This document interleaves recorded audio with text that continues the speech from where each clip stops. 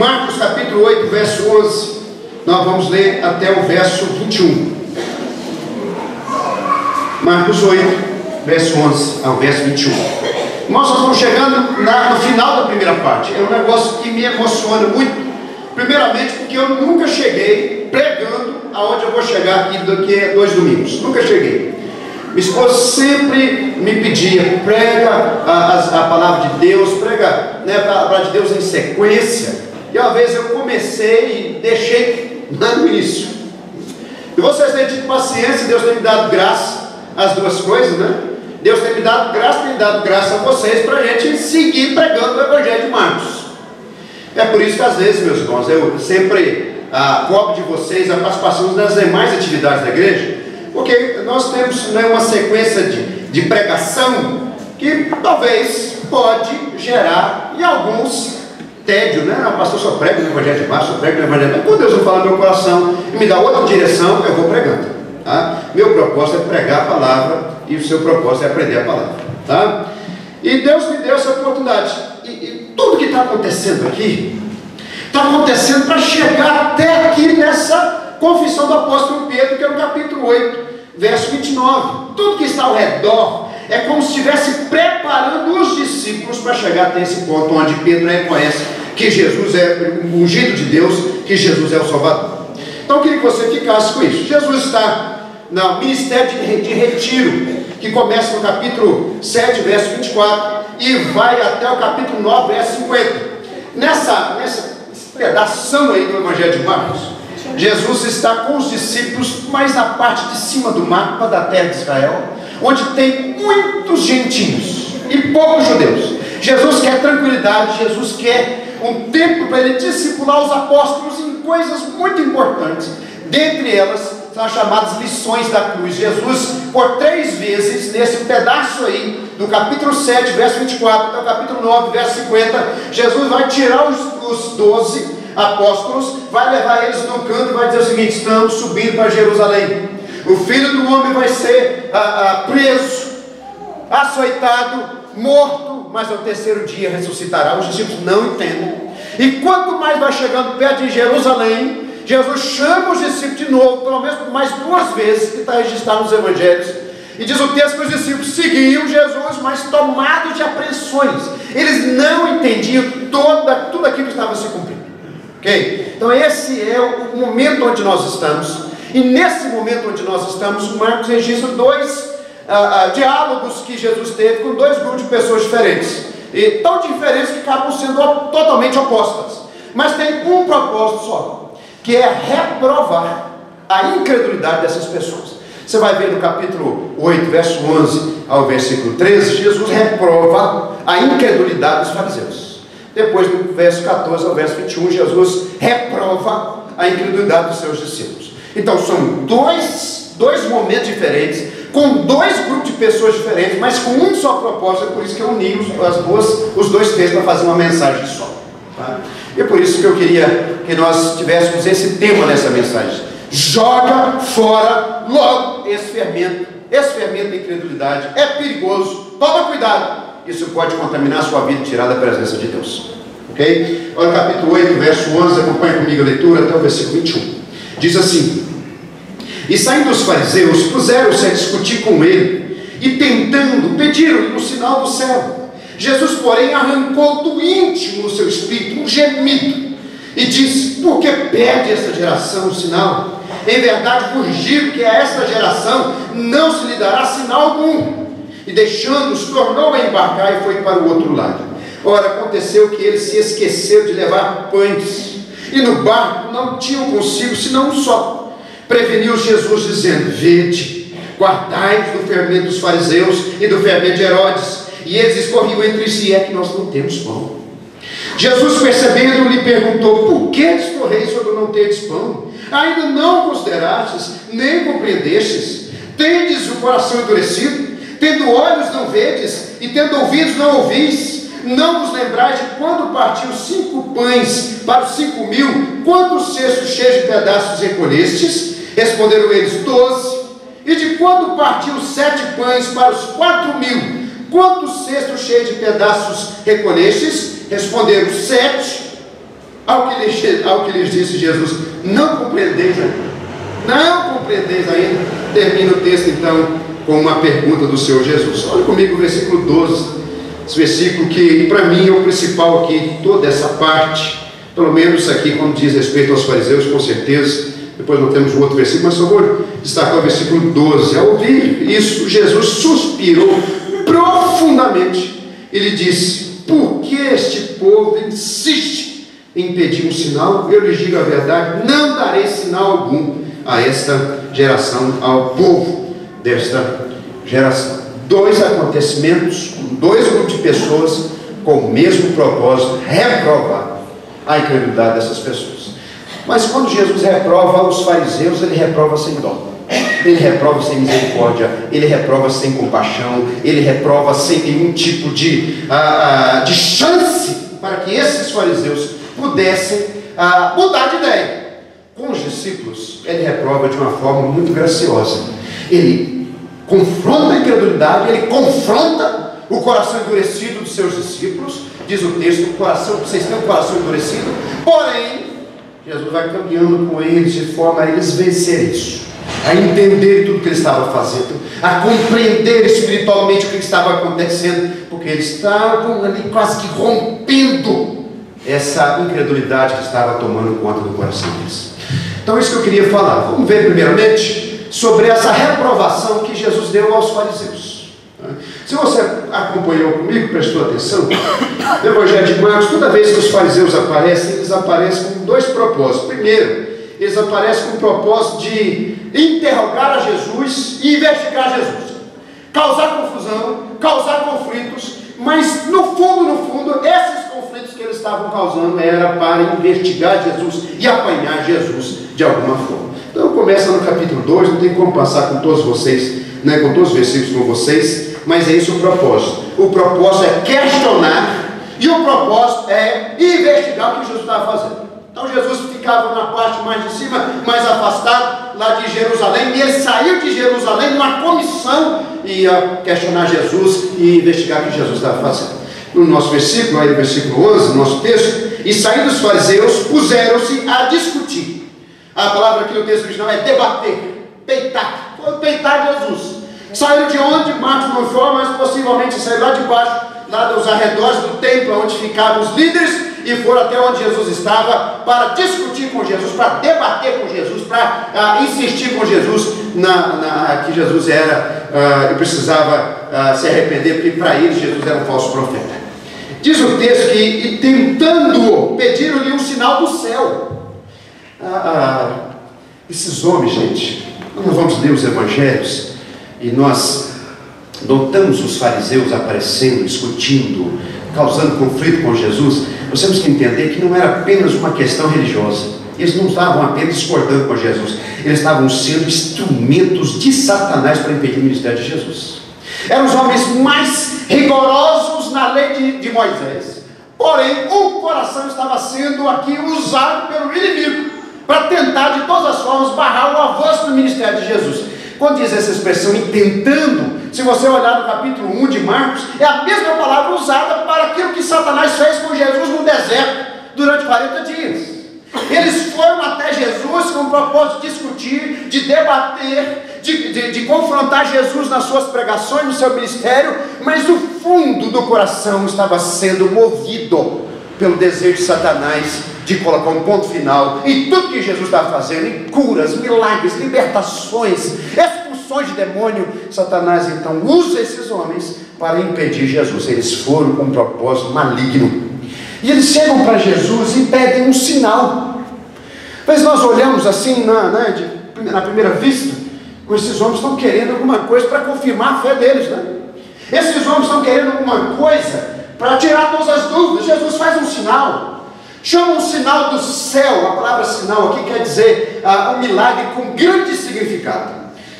Estava lá em casa pensando, como é que eu vou ilustrar essa palavra sinal? A palavra sinal é diferente de milagre. Muitas vezes o contexto é o mesmo, o significado é o mesmo, só que a palavra sinal tem a ver com o significado do milagre.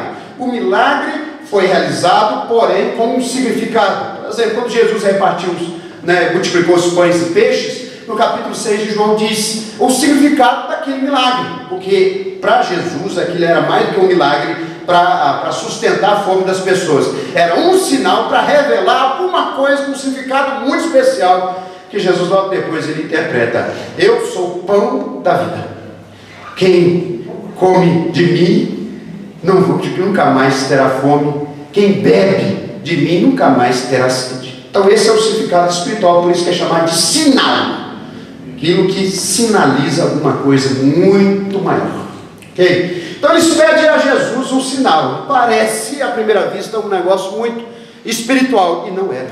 Sabe por quê? Se você voltar um pouquinho, no capítulo 3, verso 6, olha aí, capítulo 3, verso 6, esses homens estão reunidos com os herodianos, guarda isso, Jesus diz para os discípulos tomar cuidado com o fermento dos fariseus e de Herodes. Eles estão reunidos com os herodianos, que eram pessoas militantes de Herodes, políticos militantes, e eles reúnem com esses homens, conspiram contra Jesus, em como lhe tirariam a vida.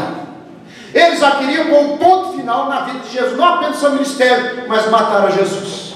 Agora, se você olhar no capítulo 3, verso 22, você vai ver esses homens de novo. E Jesus tinha feito um milagre, e as pessoas começam a questionar: qual é o poder de Jesus para fazer isso? O que eles respondem? Esse homem expulsa demônios, senão pelo poder de Beelzebul, o maioral dos demônios. Eles atribuem a Jesus como se fosse um servo de Satanás. Já viu quando você encontra uma pessoa e diz o seguinte: fulano de tal está sendo usado pelo inimigo, fulano de tal está sendo usada por Satanás, é um instrumento de Satanás nessa situação. Eles olham para Jesus realizando milagres, e falam assim: esse é um servo do diabo. Eles não creem em Jesus, eles querem matar a Jesus, e eles entendem que Jesus é enviado da parte de Satanás, porque que Jesus ensinava, o que Jesus fazia, e estava totalmente ao contrário do que eles ensinavam, do que eles faziam. Então eles falam assim: esse momento do diabo, nós vamos matar a ele. Mas nesse momento eles chegam para Jesus e pedem o sinal. Então a questão aqui não é uma questão de fé, é uma questão de credulidade. Essa questão aqui não é uma questão de espiritualidade, pelo contrário, é de carnalidade. E qual o propósito de Jesus? Qual o propósito dos fariseus pedir de Jesus esse sinal que Jesus fizesse do céu? Eles queriam que Jesus fizesse uma espécie de demonstração de fogo de artifício, né? Como Elias fez o profeta no Monte Carmelo, ao enfrentar os profetas de Baal. Elias clamou a Deus e desce fogo do céu e consome o sacrifício. Era mais ou menos isso que eles queriam. Só que o problema era a intenção. Diz o texto que eles se aproximaram de Jesus para tentá-lo. Eu queria que você abrisse comigo Deuteronômio capítulo 13. Coloca alguma coisa aí, né, para marcar o texto que você está lendo. Abre comigo Deuteronômio capítulo 13. Eles estão reunindo provas para matar a Jesus. Para eles, Jesus era um instrumento de Satanás. Só tinha que reunir as provas.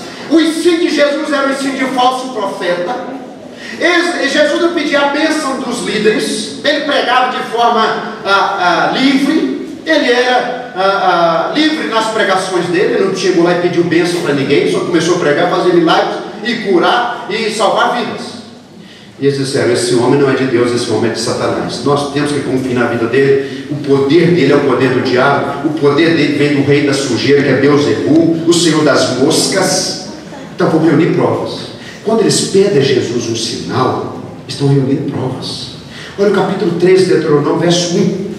Por quê? Porque na lei de Moisés dizia que quando um profeta fizesse um milagre, mas ensinasse algo contrário do ensino de Moisés, esse homem tinha que ser apedrejado. Jesus então está sendo tentado, porque os fariseus estão dizendo o seguinte: se nós pedimos a ele um sinal e ele faz o sinal, nós pusemos a mão por mão nele, porque a pregação dele é pregação de falso profeta. E as escrituras falam, então, a lei de Moisés fala que quando o falso profeta prega heresia, prega falsa profecia e faz um milagre, vocês têm que apedrejar esse homem e pôr um fim nesse homem, porque esse não é homem de Deus, é falso profeta. É isso que eles estão querendo apanhar Jesus.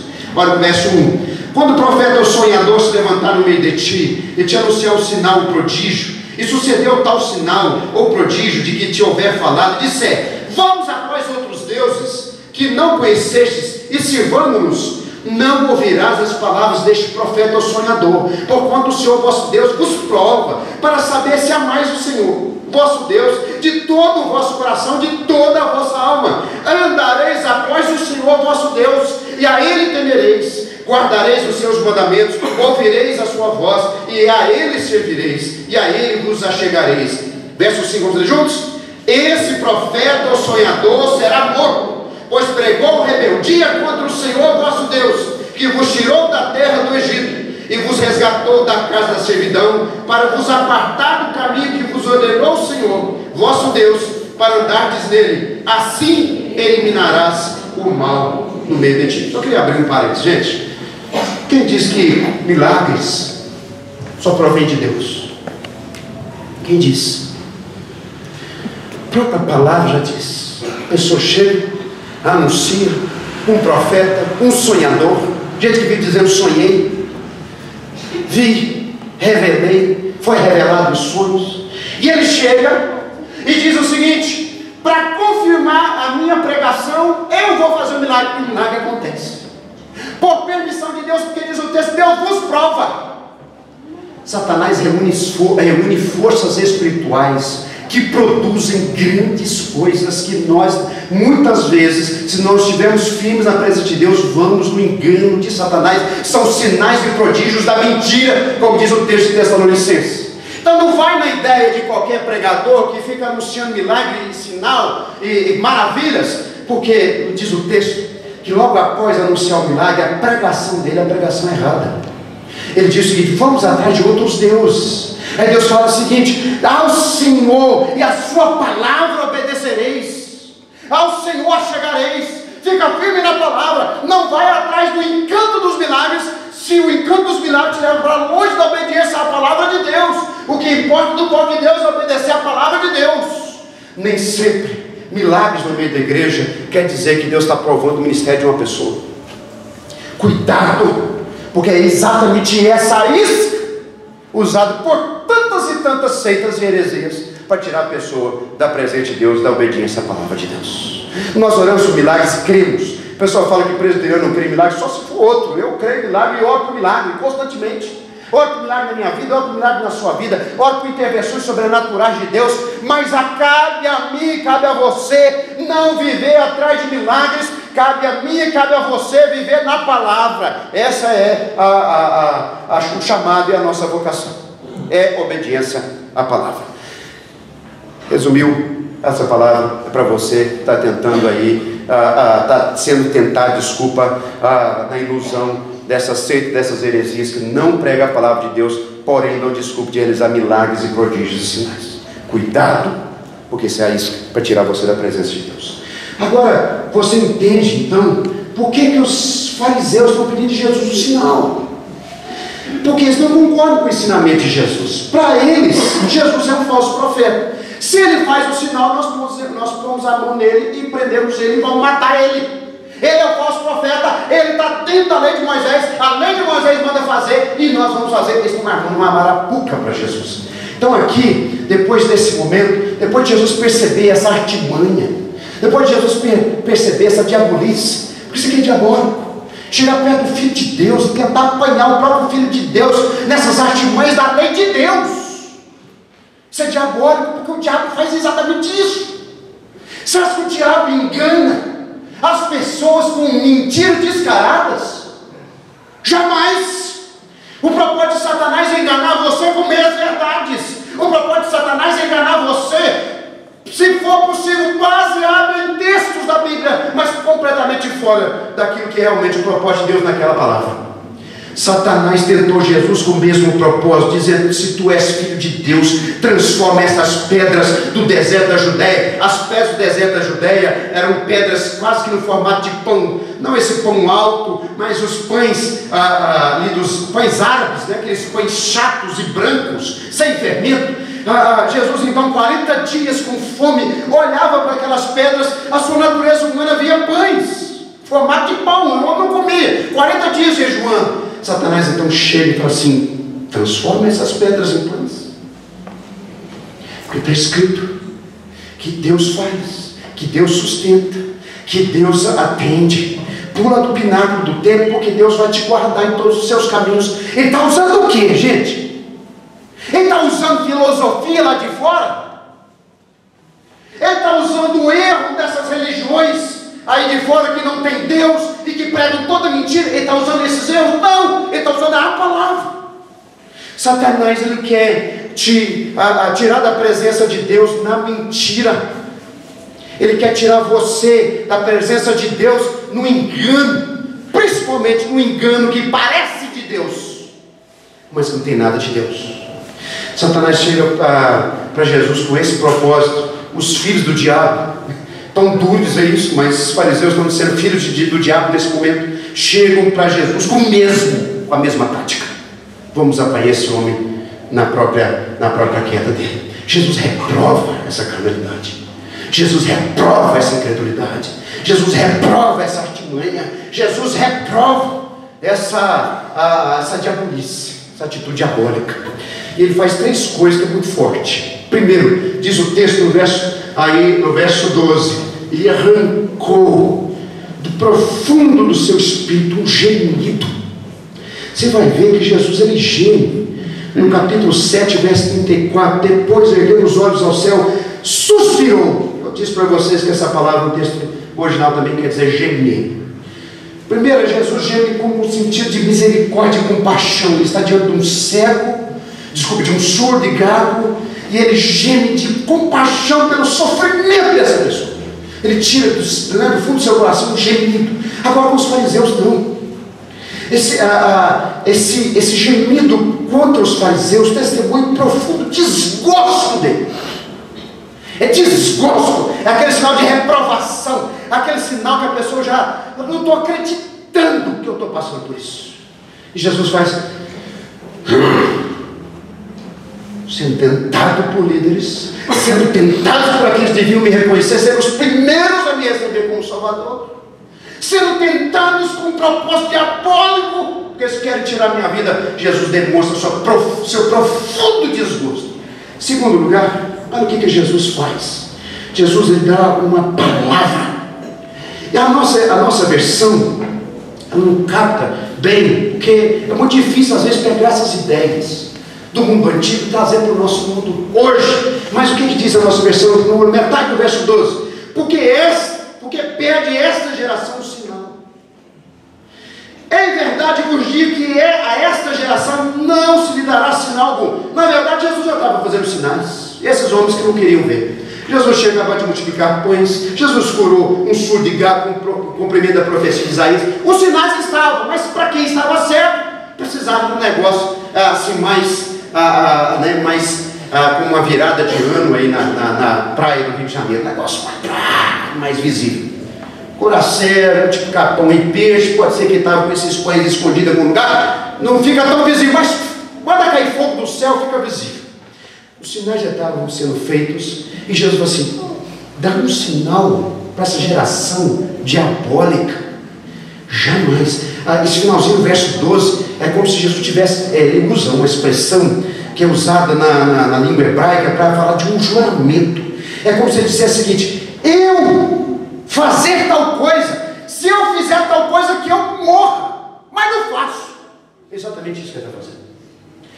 Uma coisa que é interessante, gente, que nós devemos tomar muito cuidado, é com essa atitude que nós temos de pedir sinais a Deus.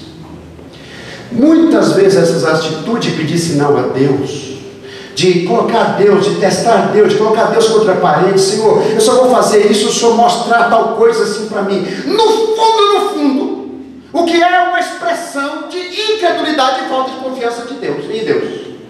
Porque nós não confiamos e queremos testar Deus se Ele vai fazer ou não, porque se Ele fizer ou não, eu obedeço. Se Ele não fizer, eu não obedeço. Não estou dizendo que você não tem que pedir a Deus discernimento, que você não tem que pedir a Deus paz no seu coração para entender que a tal escolha que você vai fazer é de fato conforme a vontade dEle. Porém, isso é totalmente diferente do que ficar provando Deus, testando Deus. Se eu vou fazer isso, se eu fizer aquilo, eu só vou ser fiel em tal área, se eu só mostrar a sua fidelidade em outra área. Isso é incredulidade. Jesus reprova esse espírito. Jesus reprova essa atitude, assim como ele reprovou a atitude dos fariseus. Os fariseus não queriam crer em nada. Os fariseus queriam apanhar Jesus em alguma artimanha, em alguma falha dele. Jesus então arranca do seu íntimo esse suspiro, esse gemido de desgosto, e diz: eu fazer tal coisa, que eu morro, mas jamais farei. E mais, sabe qual é o problema da incredulidade? Você lembra que nós falamos sobre isso quando passamos em Nazaré? Jesus vai em Nazaré, ele começa a fazer seu ministério em Nazaré, sua terra natal, e o povo começa a questionar: quem é esse? É o filho de José, carpinteiro? Não vive aqui entre nós suas irmãs, seus irmãos, suas irmãs? E Jesus então se retira, diz o texto, que ele não pode fazer nenhum milagre assim mais aparente, um milagre maior, senão curar alguns enfermos impondo as mãos. E diz o texto que Jesus se retira de Nazaré. E o versículo aqui nós temos, em verso 13, Jesus deixando os fariseus, segue adiante. Essa é a expressão maior de reprovação. A incredulidade sempre te afasta de Deus.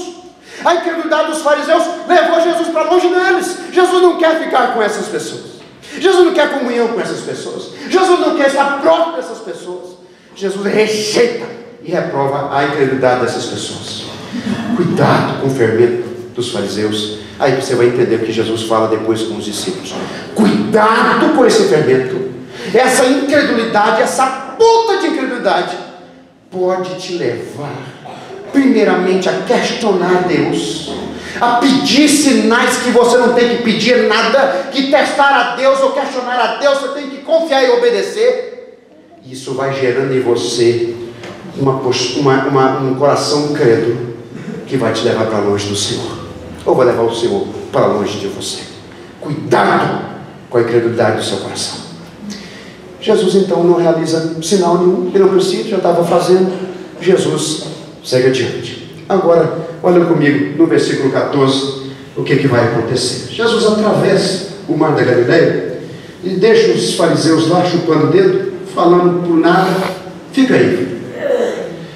Vocês conseguem discernir a pessoa real de Jesus aqui? Nós estamos com aquela ideia de Jesus, né, que nós vemos nos filmes aí, nas imagens, nos quadros, aquele Jesus assim, quase que pedindo misericórdia, aquela cara de macaco matado a tapa, que um amigo meu falava, aquela cara de cachorro que causa mudança, porque Jesus assim, quase que falando assim: por favor, me ouça. Meus irmãos, olha para Jesus, enxerga quem ele é. Jesus não se dá, sabe, para quem tem fé. Jesus não tem nem um pouco de misericórdia, abandona os fariseus e vai embora. E sabe, os fariseus já estavam tomados por Satanás e não queriam nada com ele. Mas ele fica preocupado. Jesus fica preocupado, atravessando o mar da Galileia, parece que ele está aproximadamente. E ele vira para os discípulos e fala assim: vede, guardai-vos do fermento dos fariseus e dos saduceus. Tem uma outra versão que eu gosto muito, que diz o seguinte, deixa eu achar aqui minha outra versão. Ele chamou a atenção deles dizendo: fiquem alertas e tomem cuidado com o fermento dos fariseus e com o fermento de Herodes. Uma outra versão diz o texto ainda: Jesus fazia-lhes esta recomendação. Quando você olha aqui no versículo 14 e 15, fala assim: preveniu-os Jesus dizendo: vede, guardai-vos. Esse dizendo da ideia que Jesus estava com isso na cabeça, estava preocupando ele, e a preocupação dele com os discípulos dele.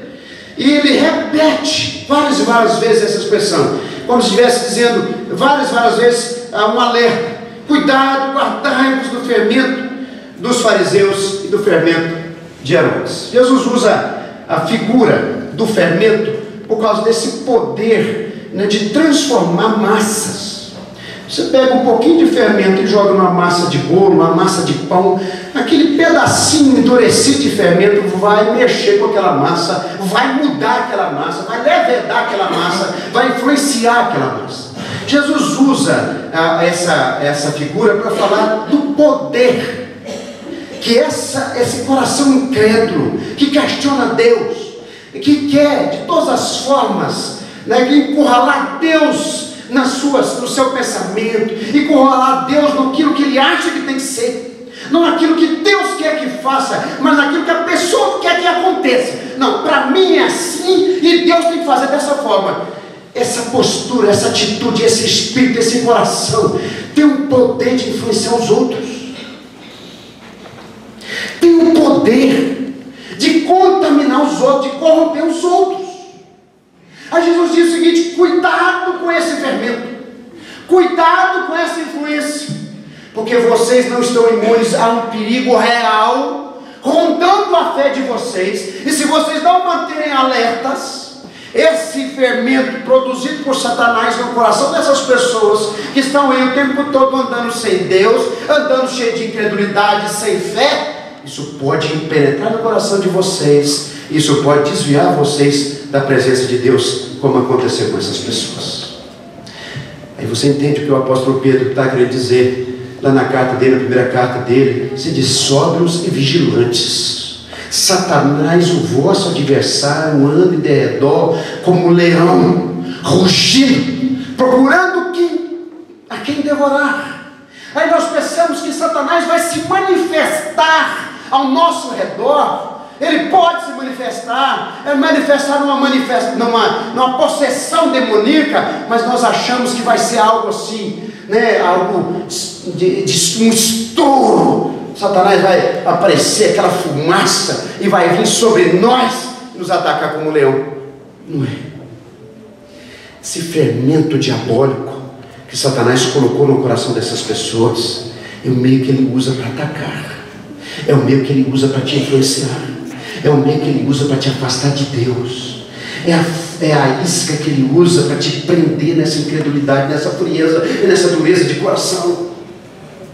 Satanás age de várias e várias formas, nem sempre é por meio de violência, muitas vezes é por causa dessas questões tão aparentes assim, nós não enxergamos, não percebemos, achamos que não é importante, mas são essas coisas que Satanás usa para alcançar o coração dos crentes e tirar eles da presença de Deus. A Jesus fala assim: cuidado, guarde o seu coração dessas coisas, proteja a sua alma, que você pode ser contaminado, ser fermentado, ser influenciado pela incredulidade, e vai acontecer a mesma coisa que aconteceu com eles, vai acontecer com vocês. É o que diz a carta de Hebreus, capítulo 13, já li aqui, trabalhamos bastante esse versículo, quando explicamos Jesus em Nazaré. Cuidado, irmãos, não haver entre vós perverso coração de incredulidade, que vos afaste do Deus vivo. A carta foi escrita para crente, a carta não foi escrita para descrente, a carta não foi escrita para ímpio, a carta foi escrita para a igreja. Cuidado, porque seu coração pode ser tomado, seu coração pode ser influenciado, você pode ser derrotado nessas influências de pessoas sem fé, de corações duros, de corações carnais, que vai te afastando cada vez mais de Deus. Acontece que os discípulos então interpretam essa reprovação de Jesus como se eles tivessem, porque eles tinham esquecido de levar pães, eles só tinham um pão no barco, tá? E os discípulos começaram a culpar uns aos outros: tá vendo? Você que era para ter trago pão. Não, você que foi responsável lá na venda, falar, abastecer a sacola e colocar aqui. E Jesus começa a perceber que os discípulos estão questionando exatamente isso: nós não temos pão. É por isso que ele está falando: cuidado, não, se você for comprar, não compra o fermento dos fariseus, como Jesus estivesse dizendo: cuidado, não compra fermento royal, esse é o bom, mas não compra farinha do Nabeta, fermentado, vai dar problema, vai embolotar tudo. Os discípulos começaram a pensar nessa categoria. Jesus, se fosse o pastor nessa hora, né? Graças a Deus que eu não sou Jesus, Jesus não sou eu, mas apesar de que ele está em mim, se fosse eu colocava a mão na cabeça: eu vou voar em vocês. Mas não é possível que vocês não estejam entendendo. E Jesus começa a questionar os discípulos: vocês têm o coração endurecidos? Vocês estão com os ouvidos tapados, os olhos fechados? Vocês não lembram? Eu multipliquei pães para 5.000 pessoas, para 4.000 pessoas, e eu deixei que vocês recolhessem tudo para vocês provar. Quem me deu essa ideia foi o Elcio. Eu fiquei devendo o Elcio, também o Elcio daqui está em Lajinha, no aniversário. Jesus chama os discípulos agora: vocês vão pegar os pães para vocês parar com essa incredulidade, duvidar do meu poder. Os discípulos vão carregando o cesto, vão tirando os pães, vão carregando o cesto, para isso provar. E nós somos incrédulos, e nós temos que aprender com a nossa incredulidade, nós temos que abandonar isso. Eu não estou acreditando que vocês estão questionando isso. Eu não estou falando sobre fermento de pães, eu estou falando da influência desses fariseus, eu estou falando da influência dessas pessoas sem Deus, que pode contaminar vocês. Aí Jesus termina então no verso 21, dizendo o seguinte: vocês não compreendem nada até agora? Ainda não compreendeis? Jesus, ele trabalha exatamente essa propósito de não apenas reprovar a incredulidade, mas levar eles a vencer essa incredulidade. Abre comigo o texto de Isaías capítulo 6, por favor. Toda vez que no Novo Testamento aparece essa expressão: tens o coração endurecido, tendo olhos e não vês, todas as vezes, parece 5 vezes no Novo Testamento, é cumprimento da profecia de Isaías. Todas elas. Capítulo 6, verso 8. Nós tivemos a mensagem na quinta-feira nesse texto, então não vou pregar de novo, só vou explicar. Jesus fala para os discípulos: vocês têm olhos, mas não veem, vocês têm ouvidos, mas não ouvem. Jesus está referindo-se a essa profecia de Isaías, que foi a punição de Deus pelos pecados do povo. Olha o capítulo 6, verso 8. Depois disso ouvi a voz do Senhor que dizia: a quem enviarei? E quem há de ir por nós? Disse eu: eis-me aqui, envia-me a mim. Nós gostamos muito até o versículo 8, principalmente quem está sentindo o coração chamado missionário. Nós dizemos: eis-me aqui, envia-me a mim. Mas eu não queria esse chamado, apesar de que tem visto muitas vezes a gente parece que está vivendo esse chamado da parte de Deus. Por quê? Porque o chamado de Isaías não foi um chamado para salvação. O chamado de Isaías foi um chamado para a disciplina da aliança sobre o povo de Deus. O povo de Deus não quis o Senhor, então Deus fala através do profeta: você vai pregar e a sua pregação não vai causar salvação, a sua pregação vai causar endurecimento, e esse povo vai ficar endurecido, esse povo vai viver uma vida endurecida até que eu trate esse povo, até que eu tire no meio desse povo um remanescente santo. Olha o versículo 10: torna insensível o coração deste povo, endurece-lhe os ouvidos e fecha-lhe os olhos, para que não venha ele a ver com os olhos, a ouvir com os ouvidos, e a entender com o coração, e se converta e seja salvo. A pior disciplina de Deus é quando Deus retira de nós a sua graça. Por causa da insistência no pecado e a falta de compromisso com Deus, Deus continua pregando. Os profetas continuam pregando. Agora a palavra não produz mudança, pelo contrário, a palavra produz dureza. E continua, o profeta pergunta: mas até quando, Senhor? Verso 11. Aí o Senhor vai falando que as cidades fiquem desertas, sejam assoladas. E o versículo 13: mas se ainda ficar a 10ª parte dela, tornará a ser destruída. Deus parecia que ia derrubando o povo dele, ia tratando com o povo dele, ia disciplinando o povo dele, reduzindo cada vez mais, até que chegasse um punhado de gente que os profetas chamam de remanescente fiel. E continua, olha, no final do versículo 13: como terebinto e como carvalho, dos quais depois de derribados ainda fica o toco, assim a santa semente, esse restinho, esse toco da árvore, é a santa semente, é o meu povo que vai ficar, o meu povo que é fiel. Quando Jesus chega lá no capítulo de Marcos, capítulo 8, você volta lá, ele vai usar exatamente essa profecia. Olha que interessante, no capítulo 8, verso 18: tendo olhos não vedes, e tendo ouvidos não ouvis. E está ecoando a profecia de Isaías. É como se os discípulos estivessem debaixo daquela disciplina, eles estão vendo as coisas acontecer, eles estão vendo os milagres, mas isso não muda a mente e o coração deles ainda está endurecido, como diz o verso 17, a palavra quer dizer petrificado, transformado em pedra. Só que Jesus vai conduzindo esses discípulos, e você vai olhar ao redor, e no meio da dureza desse coração tem 2 milagres. Milagre aqui da cura do surdo, capítulo 7, verso 31, e logo depois vamos ver no próximo domingo a cura de um cego. Os discípulos estão no meio do coração duro, um milagre que destapa o ouvido e um milagre que limpa os olhos. A ideia é que Jesus está trazendo esses discípulos, mostrando esses discípulos e desentupindo os ouvidos tapados, limpando os olhos cegos, para que ele chegue a entender quem ele é e a viver essa fé verdadeira no coração deles. Jesus, ele reprova, só que ele não abandona os discípulos, ele continua caminhando com os discípulos, ele continua trazendo os discípulos, dizendo o seguinte: vocês não estão entendendo, o coração de vocês está duro, mas vai chegar um ponto que vocês vão conhecer, vocês vão entender, vocês vão ver, vocês vão ouvir, e vocês vão compreender tudo que eu estou fazendo, tudo que eu estou ensinando. Esse é o sentido do texto. Jesus, ele não aceita a nossa falta de fé, porém, com aqueles que são do povo dele, ele continua conduzindo pela mão para que aprenda e conheça e viva e enxergue e ouça tudo aquilo que Deus tem para nós e que compreenda e viva tudo isso que Deus tem para nós. Então nós encerramos aqui. Eu queria fazer 3 considerações. Primeira coisa, não sei se você entende isso ao ler o verso 21. Lê o verso 21 você, só você. Olha que interessante o versículo 21. Todo esse momento, os discípulos preocupados com... Só tinha levado um pão, estava no meio do mar da Galileia, não tinha lugar para comprar, não tinha venda, não tinha padaria, não tinha nada. Aí Jesus vai perguntando: vocês não lembram? Eu multipliquei pães para 5.000, eu multipliquei pães para 4.000, vocês recolheram os restos no cesto. É o que lhes disse Jesus no versículo 21, não compreendeis ainda?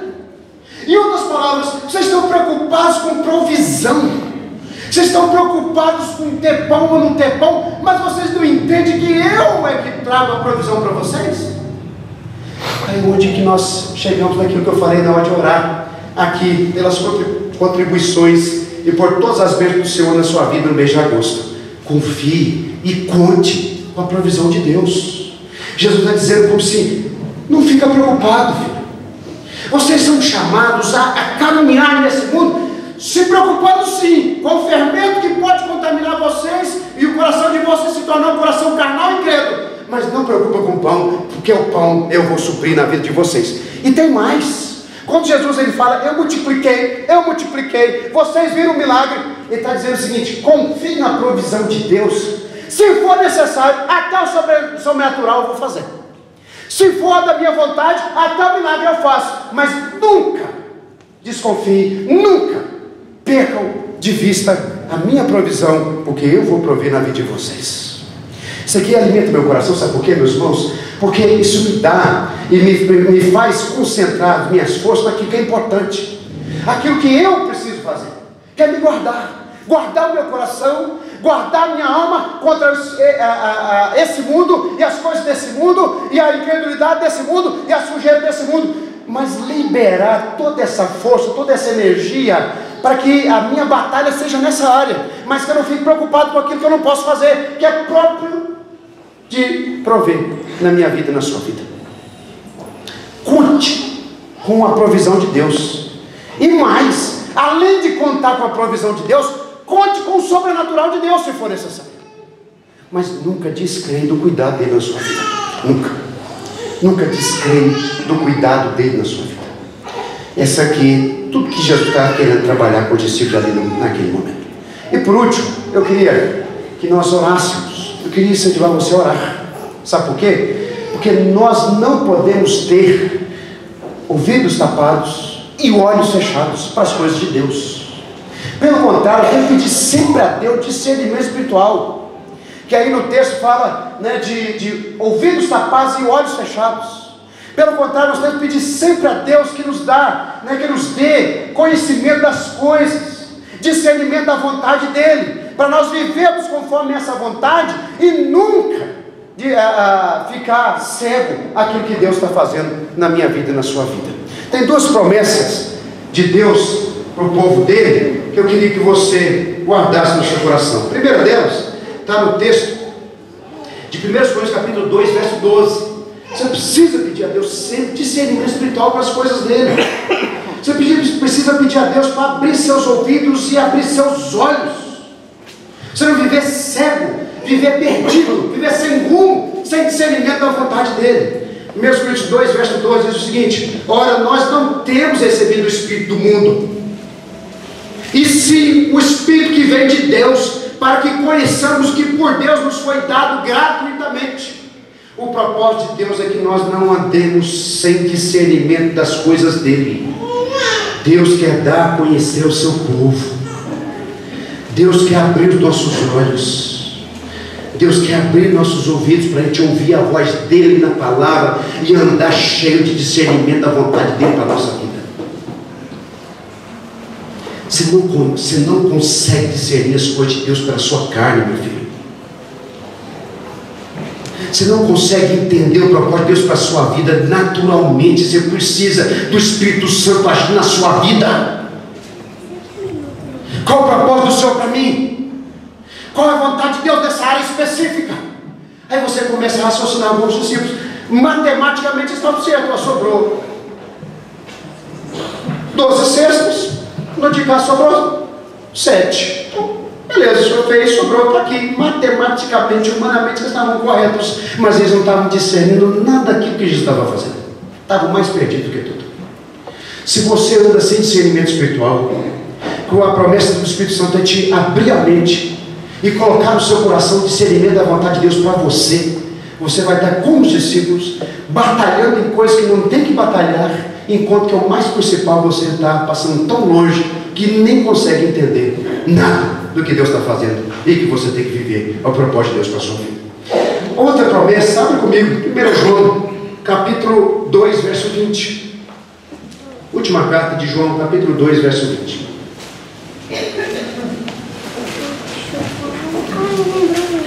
Esse discernimento espiritual é chamado de João de unção. Capacitação do Espírito Santo para nós conhecermos a verdade e a vontade de Deus para nós. Isso aqui é maravilhoso, povo de Deus. Sabe o que é maravilhoso? É você ter certeza de estar tomado da vontade de Deus e caminhar no centro da vontade de Deus para você. Olha que a primeira carta de João, capítulo 2, verso 20 diz: e vós possuís a unção que vem do santo, e todos tendes conhecimento, ou todos tendes a capacidade de entender por causa dessa unção que está sobre você, por causa dessa obra que o Espírito Santo faz em você, desvendando toda a vontade de Deus para que você ande em paz, seguindo a vontade de Deus, e certo que Deus está com você, está te abençoando, está te guiando. Primeira coisa, confie na provisão de Deus, e se for necessário, conte com o sobrenatural de Deus. E segundo, pede a Deus sempre discernimento. Não anda cego, não anda tapado para as coisas espirituais. Você precisa entender a vontade de Deus para a sua vida. Vamos orar? Pedir ao Senhor para nos ajudar. Incredulidade vence assim.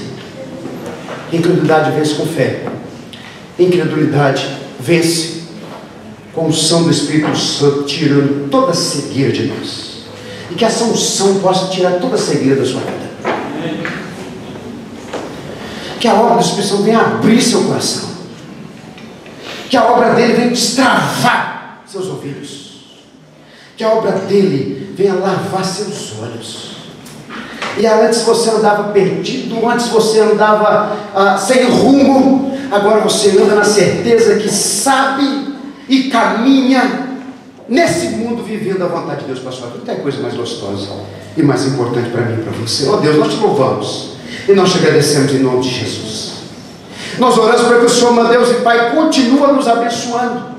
E em especial, Deus, continua jogando de dentro do nosso coração para fora tudo aquilo que nos impede de viver, meu Deus e Pai, essa fé verdadeira. Ó Deus, que o Senhor nos chama para viver, contando sempre com a sua provisão, para te não andar preocupados, gastando energia, ó Deus, ansiosos com nada a não ser com aquilo que é importante, guardando nosso coração contra as contaminações desse mundo fermento dos fariseus. Ó Deus, nos ajuda a vencer a incredulidade pela fé. É a fé que vai jogar fora tudo aquilo que é de incredulidade na minha vida, na vida dos meus irmãos. Então nos capacita, nos abençoa, e a unção do Teu Espírito continua, meu Deus, agindo poderosamente na nossa vida. Que Ele nos capacite, vai limpando os nossos olhos, vai destravando os nossos ouvidos, vai nos dando entendimento, discernimento, para que a gente caminhe, ó Deus, na certeza da vontade do Senhor. Ó Deus, e caminhemos, ó Deus e Pai, nesse mundo, sabendo que o Senhor é conosco, que nós somos Teus, que o Senhor se agrada de nós e que a nossa vida está no centro do Seu querer, da Sua vontade. Ó Deus, abençoa nossos irmãos, abençoa a sua igreja. Ó Deus, não deixa a gente caminhar nessa cegueira desse mundo, mas caminhar, ó Deus, na luz do Senhor Jesus. Obrigado, meu Deus. Obrigado pela sua palavra. Em nome e por amor de Jesus nós oramos. Amém.